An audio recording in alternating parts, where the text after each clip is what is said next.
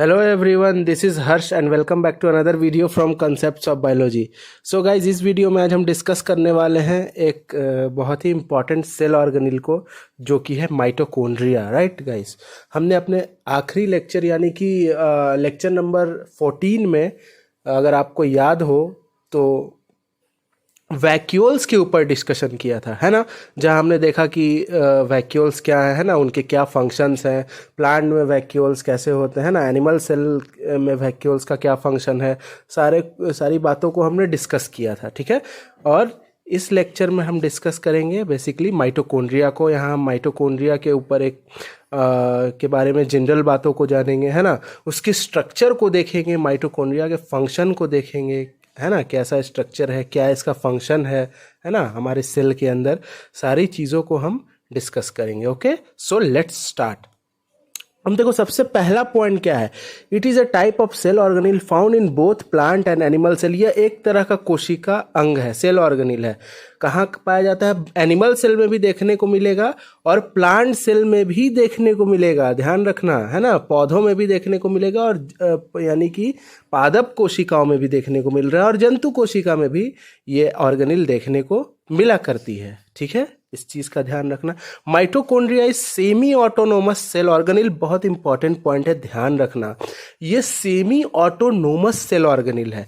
Semi autonomous का मतलब क्या होता है? सेमी का मतलब क्या होता है? हाफ। ऑटोनोमस, ठीक है, यानी हाफ ऑटोमेटिक, है ना। ये क्या है? सेमी ऑटोनोमस सेल ऑर्गेनिल है। कैसे? Now let me tell you. देखो क्या होता है, जो माइटोकॉन्ड्रिया है, माइटोकॉन्ड्रिया के पास खुद का डीएनए होता है ना। माइटोकॉन्ड्रिया के पास अपना डीएनए है ना, अपना राइबोसोम है। तो ये अपने प्रोटीन को सिंथेसाइज कर सकता है, ठीक है। लेकिन इसका मतलब ये नहीं है कि ये कंप्लीटली ऑटोनोमस है। इसको न्यूक्लियर डीएनए की जरूरत होती है, यानी कुछ डिसीजन जो माइटोकॉन्ड्रिया है वो खुद लेगा, ठीक है। और कुछ डिसीजन जो ज़्यादातर डिसीजन है वो ये किसके अंडर काम करेगा? ये उसको न्यूक्लियस गाइड करेगा, ठीक है, कि क्या करना है क्या नहीं करना है, ठीक है। न्यूक्लियस के अंडर रहेगा। लेकिन सिंस इसके पास अपना डीएनए है तो कुछ डिसीजन ये खुद ले सकता है, लेकिन इसका मतलब ये नहीं है कि ये कंप्लीटली ऑटोनोमस है ना। ये सेमी ऑटोनोमस है। इसलिए तो मैंने बताया कि mitochondria is called semi autonomous cell organelle, ठीक है। कुछ डिसीजन ये खुद लेता है, जैसे इसके खुद के प्रोटीन बनेंगे, है ना। तो और जहाँ जहाँ ज़रूरत होगी, जिस जिस जगह पे ज़रूरत होगी वहाँ ये ऐसा समझ लो कि न्यूक्लियस गाइड करेगा, ठीक है। न्यूक्लियर डीएनए इसको गाइड किया करेगा, ठीक है।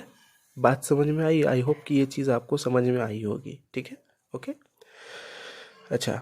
They are also called power house of the cell. देखो, बहुत कॉमन चीज़ है ये, ठीक है। इस माइटोकॉन्ड्रिया को और क्या कहते हैं? हम power house of the cell भी कह दिया करते हैं। क्यों? क्योंकि यहाँ एटीपी का प्रोडक्शन होता है। सेल को चलाने के लिए जो ऊर्जा चाहिए होती है वो माइटोकॉन्ड्रिया ही प्रोड्यूस करता है, वो माइटोकॉन्ड्रिया के अंदर ही बना करती है, ठीक है। अभी हम देखो सारी चीज़ों को एक फिगर के थ्रू देखेंगे, हर एक चीज़ को समझेंगे, है ना। अभी बिल्कुल मैं जनरल बातों को बता रहा हूँ, एकदम समझते चलो, है ना। बहुत ही इंपॉर्टेंट है ये सारी चीज़ें, okay. They are double membrane bound organelle. Mitochondria क्या है? डबल मेम्ब्रेन बाउंड ऑर्गेनिल है, ठीक है। दोहरी झिल्ली से घिरा होता है ना, डबल मेम्ब्रेन बाउंड है, ठीक है। और ये क्वेश्चन कई बार आता है, ये which of the following is double membrane bound organelle, है ना। तो आपको याद रखना है कि जो माइटोकॉन्ड्रिया है वो डबल मेम्ब्रेन बाउंड ऑर्गेनिल है, ठीक है। इसको याद रखना, ठीक है। डबल मेम्ब्रेन और सिंगल मेम्ब्रेन ऑर्गेनिल पे काफ़ी क्वेश्चंस आया करते हैं, इसीलिए एक बार आप सारे ऑर्गेनिल्स को क्लियर हो लेना, है ना। और नहीं तो अगर आप मुझे बोलोगे तो मैं एक उस पर अलग से वीडियो बना दूंगा शॉर्ट में, ठीक है। कौन कौन से ऑर्गेनिल डबल मेम्ब्रेन है और कौन सिंगल मेम्ब्रेन है, right. Okay, now let's move on. Mitochondria possesses single circular double standard DNA and 70S type of ribosome. अब देखो क्या है यहाँ पे, जो माइटोकॉन्ड्रिया है ना उसके अंदर हमें सिंगल यानी एक, सर्कुलर यानी गोल, ठीक है, डबल स्टैंडर्ड है ना यानी दोहरी कड़ी का डीएनए मिलता है। यहाँ पे डीएनए छूट गया है, ठीक है, दिस इज राइटिंग मिस्टेक, ठीक है। यहाँ पे डीएनए होगा, ठीक है, double standard DNA, okay. And 70s type of ribosome. किस तरह के राइबोसोम माइटोकॉन्ड्रिया में देखने को मिल रहे हैं? 70s टाइप ऑफ राइबोसोम, ठीक है। 70s टाइप ऑफ राइबोसोम और कहाँ देखने को मिलता है? अगर आप रिकॉल कर पा रहे हो तो 70s टाइप ऑफ राइबोसोम हमें प्रोकैरियोटिक सेल्स में देखने को मिलता है। ध्यान रखना, ठीक है, कि जो माइटोकॉन्ड्रियल डीएनए है वो भी 70s टाइप ऑफ राइबोसोम है, और जो प्रोकैरियोटिक में जो राइबोसोम है, सॉरी, जो देखो माइटोकॉन्ड्रियल जो राइबोसोम है वो भी 70s है, और जो प्रोकैरियोट्स में जो राइबोसोम होगा वो भी 70s होगा। लेकिन जो साइटोप्लाज्म का जो राइबोसोम होगा यूकैरियोट्स में वो अलग होगा, है ना, वो 80s टाइप होगा, ठीक है। ओके, तो इस चीज का ध्यान रखना। The number of mitochondria per cell varies depending on the physiological activity of the cell। अब देखो जो माइटोकॉन्ड्रिया की का जो नंबर है हर एक सेल में, हर एक कोशिका में, वो अलग अलग सेल में वैरी कर सकता है। इस पे डिपेंड कर रहा है कि कौन कोशिका कितनी ज़्यादा एक्टिव है, ठीक है, फिजियोलॉजिकली कौन सी सेल कितनी ज़्यादा एक्टिव है। जितना ज़्यादा सेल एक्टिव होगा, देखो सिंपल शब्दों में समझो कि more active the cell more number of mitochondria, ठीक है। कोई जितना ज़्यादा कोई सेल एक्टिव होगा उसको उस सेल में उतना ज़्यादा माइटोकॉन्ड्रिया होगा। क्यों? क्योंकि बहुत ज़्यादा एक्टिव है तो उसको बहुत ज़्यादा एनर्जी भी तो चाहिए, और एनर्जी दे कौन रहा है? माइटोकॉन्ड्रिया दे रहा है, ठीक है। तो more active cell more number of mitochondria, ठीक है, इस चीज का ध्यान रखना, right. Now let's move on to the next point, ठीक है। अब देखो, अच्छा एक चीज ध्यान रखना, फिजियोलॉजिकल एक्टिविटी यानी क्या? शारीरिक गतिविधि, ठीक है ना। जितनी ज़्यादा कोई एक सेल, ठीक है, जितनी ज़्यादा वो एक्टिव रहेगी उतनी ज़्यादा उस सेल में नंबर ऑफ माइटोकॉन्ड्रिया हमें देखने को मिलेगा। बिल्कुल सिंपल कंसेप्ट है, ठीक है। देखो ये इंपॉर्टेंट है, माइटोकॉन्ड्रिया डिवाइड बाय फिजन, आपके बुक में भी दे रखा है एनसीईआरटी में, बहुत इंपॉर्टेंट है, याद रखना, ठीक है। किस तरह से माइटोकॉन्ड्रिया में डिवीज़न होता है? फिजन के थ्रू, ठीक है। अगर आपने पढ़ रखा हो, देखो फिजन भी कई तरह के होते हैं, simple binary fission, longitudinal binary fission, और भी तरह के फिजन है, ठीक है। पर आपको सिंपल याद रखना है अभी क्या, कि माइटोकॉन्ड्रिया डिवाइड बाय फिजन, ठीक है। ओके, चलो। Mitochondria can be stained with vital stain Janus green. Mitochondria को कैसे स्टेन किया जा सकता है? वाइटल स्टेन से, जिसका नाम है जेनस ग्रीन। यानी कि माइटोकॉन्ड्रिया को अगर हमें देखना हो, ठीक है, तो हम उसे क्या करते हैं? स्टेन करते हैं, यानी समझो उसे रंगते हैं, ठीक है, देखने के लिए। अगर आपको स्टेनिंग के बारे में कुछ भी नहीं पता तो मेरी वीडियो है स्टेनिंग पे, मैंने बहुत अच्छे से समझा रखा है स्टेनिंग क्या है, हम क्यों स्टेनिंग करते हैं ना, सारा कुछ मैंने बता रखा है, ठीक है। You can watch that video, है ना। ओके, तो माइटोकॉन्ड्रिया कौन सा स्टेन लिया करता है? जेनस ग्रीन, ठीक है, vital stain Janus green. Okay, अच्छा। Enzyme succinic dehydrogenase is an enzyme of Krebs cycle. अब ये जो देखो, ये जो एंजाइम है सक्सिनिक डिहाइड्रोजिनेज, ठीक है, is an enzyme of Krebs cycle. देखो KREBS होगा, ठीक है ना, यहाँ स्पेलिंग मिस्टेक है, ध्यान रखना। Okay, KREBS, okay. तो ये क्रेब्स साइकिल का एंजाइम है, क्रेब्स चक्र का एंजाइम है सक्सिनिक डिहाइड्रोजिनेज, और बहुत इंपॉर्टेंट है, कई बार एग्जाम में पूछा गया है और आगे भी पूछा जा सकता है, इस बात का ध्यान रखना। देखो मैंने इसे अंडरलाइन कर रखा है स्पेशली, सक्सिनिक डिहाइड्रोजिनेज, ठीक है, क्रेब्स साइकिल का ये एंजाइम है, ठीक है। चलो, which is present on inner membrane of mitochondria. कहाँ प्रेजेंट होता है बच्चों? माइटोकॉन्ड्रिया के इनर मेम्ब्रेन पे प्रेजेंट होता है, ठीक है। एक माइटोकॉन्ड्रिया में दो मेम्ब्रेन है, आउटर और इनर। ये कहाँ प्रेजेंट है? इनर मेम्ब्रेन पे। Will see in the figure. अभी आप सोच रहे होंगे कि चीज़ें क्लियर नहीं भी अगर आपको हो रही हो तो अब ये सारी चीज़ें क्लियर हो जाएंगी। अभी हम सभी को फिगर में देखने वाले हैं, ठीक है। ओके, नेक्स्ट पॉइंट को देखते हैं। They are absent in prokaryotic cell and absent in all eukaryotic cell, ठीक है। देखो, they are absent in prokaryotic cell and present in all eukaryotic cell except mature mammalian RBC. अब ये जो mitochondria है सभी प्रोकैरियोटिक सेल में क्या होती है, अनुपस्थित होती है, एब्सेंट होती है, ठीक है।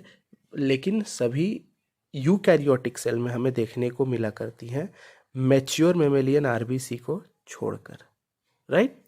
आई होप कि ये स्लाइड में चीज़ें क्लियर होंगी। हम नेक्स्ट स्लाइड में बढ़ते हैं। ओके, चलो, now let's move on to the discovery part. अब देखो, डिस्कवरी, माइटोकॉन्ड्रिया की डिस्कवरी किसने की, थोड़ा हम इसके बारे में देख लेते हैं, ठीक है। क्या है, कॉलिकर डिस्कवर्ड माइटोकॉन्ड्रिया इन 1857। कॉलिकर ने माइटोकॉन्ड्रिया की डिस्कवरी कब की, 1857 में, ठीक है, 1857। Term mitochondria was given by Benda. ये जो माइटोकॉन्ड्रिया टर्म है वो किसने दिया, बेंडा ने दिया, है ना। चलो, now let's see the structure. Mitochondria की संरचना को देखते हैं कि स्ट्रक्चर कैसा है, क्या है ना। Mitochondria is double membrane bound structure, ठीक है। माइटोकॉन्ड्रिया कैसी संरचना है, दोहरी झिल्ली से घिरी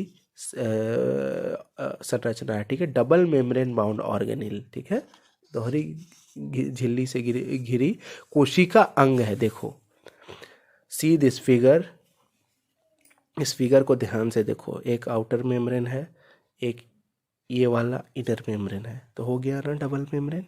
ओके, चलो, it possesses single circular double standard DNA and 70S type of ribosome, ठीक है। देखो, अब यहाँ पे क्या दिख रहा है हमें, सिंगल सर्कुलर, देखो ये जो चीज़ आप देख रहे हो ये क्या है, डीएनए है, ठीक है। और हमें यहाँ राइबोसोम भी देखने को मिलते हैं, है ना। Let me make it for you, ठीक है। राइबोसोम ऐसा डॉटेड स्ट्रक्चर में बना रहा हूँ, ठीक है ना। तो क्या है, आपको यहाँ पे जगह जगह पे राइबोसोम इसकी मैट्रिक्स में आपको देखने को मिलेंगे, राइट। किस तरह का राइबोसोम होगा, ध्यान रखना, 70S टाइप का राइबोसोम होगा। यहाँ से क्वेश्चन आ सकता है, ठीक है। और ये 70S टाइप का राइबोसोम किसको रिजेंबल कर रहा है, प्रोकैरियोटिक सेल को, क्योंकि जो प्रोकैरियोटिक सेल है वहाँ भी उसके अंदर भी 70S टाइप का ही राइबोसोम देखने को मिल रहा है, ठीक है। लेकिन ध्यान रखना, यूकैरियोटिक सेल के साइटोप्लाज्म में 70S राइबोसोम नहीं मिलेगा, है ना। ये माइटोकॉन्ड्रिया में मिल रहा है, ठीक है। ओके,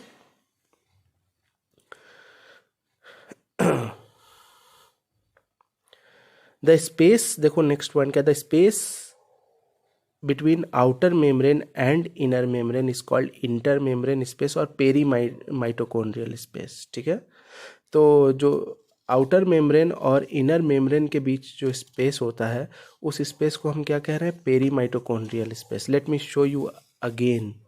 देखो, ये outer membrane, this is inner membrane. अब इन दोनों के बीच ये देखो जो खाली जगह है, ठीक है, ये जो खाली जगह है ना, ये वाली खाली जगह, इसको क्या कह रहे हैं, पेरी माइटोकॉन्ड्रियल स्पेस और inter membrane space.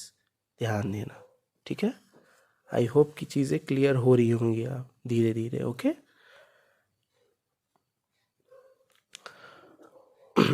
Now let's move on to the next point.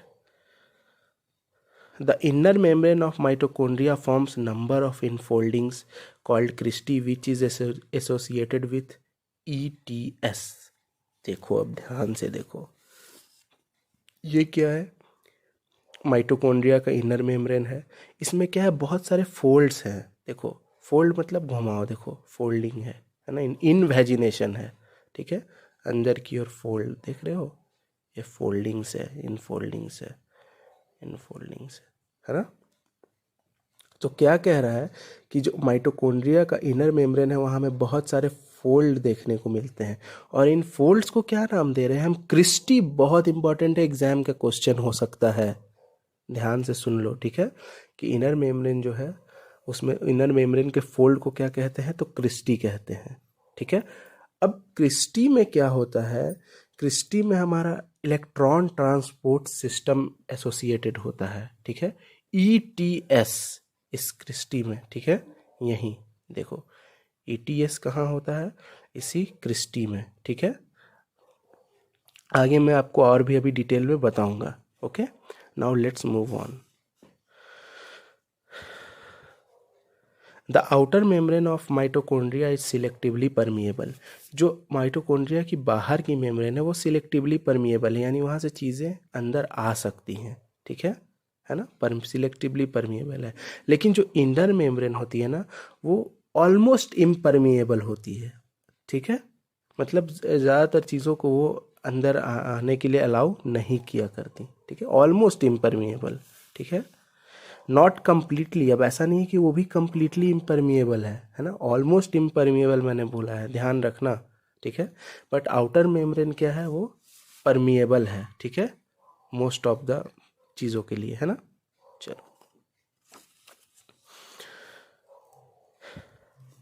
Typically mitochondria का, आप चलो देखो, the inner membrane of mitochondria is impermeable, ठीक है, ध्यान रखना। अभी अभी मैंने आपको बताया वही चीज़ है यहाँ पे, फिर से मैं रिपीट कर दे रहा हूँ, ठीक है। मैंने रिपीट किया अभी आपके लिए। Okay, the inner membrane of mitochondria is impermeable, right. Now let's move on to the next point.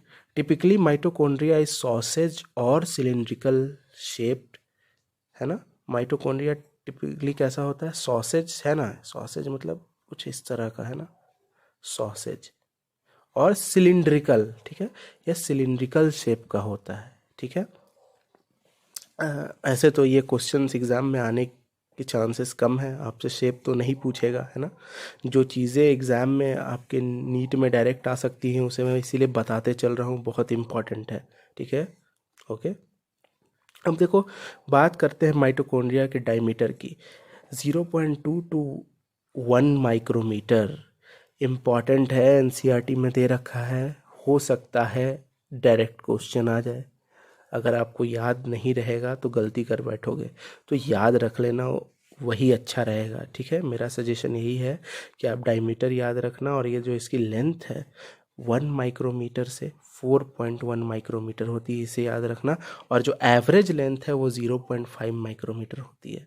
तो इन चीज़ों को आपको याद रखना होगा बच्चों, है ना, बहुत इंपॉर्टेंट है, ठीक है। कुछ पॉइंट्स मैं आपको बता दे रहा हूँ, जैसे ये वाला जो पॉइंट है, ठीक है, ये भी बहुत इंपॉर्टेंट पॉइंट है, आपको याद रखना है ना। ओके, चलो, now let's move on to the next slide. देखते हैं अगले स्लाइड में क्या है। तो देखो अगले स्लाइड में हम फंक्शन को पढ़ने वाले हैं, and this is something very important part, है ना। ये जो फंक्शन है ये बहुत इम्पॉर्टेंट है, और इसे ध्यान से समझना। ओके, चलो, अब देखो क्या है। अब देखो पहला फंक्शन क्या है? Mitochondria are the site of aerobic respiration, ठीक है। माइटोकॉन्ड्रिया क्या है? माइटोकॉन्ड्रिया में क्या होता है? एरोबिक रेस्पिरेशन होता है, ठीक है, वायवीय श्वसन, है ना। ओके, ये बहुत इंपॉर्टेंट पॉइंट है, ध्यान रखना, ठीक है। दे प्रोड्यूस सेलर के, अब एरोबिक रेस्पिरेशन से हमें क्या मिल रहा है, ठीक है। अब देखो, they produce cellular energy in form of ATP, ठीक है, which is energy currency of the cell. Ultimately ये जो चीज़ें हो रही हैं इससे हमें क्या मिल रहा है? एटीपी मिल रहा है, एडिनोसाइन ट्राइफॉस्फेट, ठीक है। Full form of ATP is adenosine triphosphate, ठीक है, जिसको हम क्या कहते हैं? सेल की एनर्जी करेंसी भी कहते हैं, है ना, जिससे सेल को एनर्जी मिला करती है। तो एटीपी क्या है? सेल की एनर्जी करेंसी है, याद रखना, एग्जाम का क्वेश्चन हो सकता है, बहुत कॉमन क्वेश्चन है ना। नेक्स्ट पॉइंट क्या है बच्चों? क्रेब्स साइकिल और टीसीए साइकिल और citric acid cycle which is a step of cellular respiration occurs in matrix of mitochondria, very very important. Krebs cycle, उसका दूसरा नाम क्या है? ट्राई कार्बोक्सिलिक एसिड साइकिल, और उसका क्या नाम हो सकता है, citric acid cycle, which it ये क्या है, सेलुलर रेस्पिरेशन का एक स्टेप है, ठीक है, जो कहाँ हो रहा है, माइटोकॉन्ड्रिया के मैट्रिक्स वाले पार्ट में हो रहा है। कौन सा पार्ट है matrix, late me show you, देखो ये मैट्रिक्स वाला पार्ट है। यहाँ देखो मैंने TCA साइकिल लिख रखा है, इसी को क्रेप साइकिल भी बोल रहे हैं, है ना, इसी को हम और क्या कह दे रहे हैं, सिट्रिक एसिड साइकिल भी कह दे रहे हैं, ठीक है।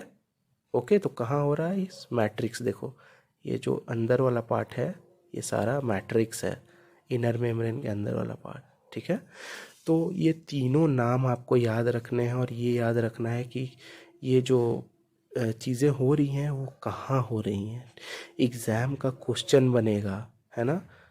तो ये बहुत इम्पॉर्टेंट है, मैं बार बार रिपीट कर रहा हूँ, remember the name, all the names, Krebs cycle के और जो भी नाम हैं, जो भी अल्टरनेट नेम्स हैं, है ना, वो सारे आप याद रखें, ठीक है। ओके, किसी भी नाम से एग्ज़ाम में क्वेश्चन आ सकता है ना।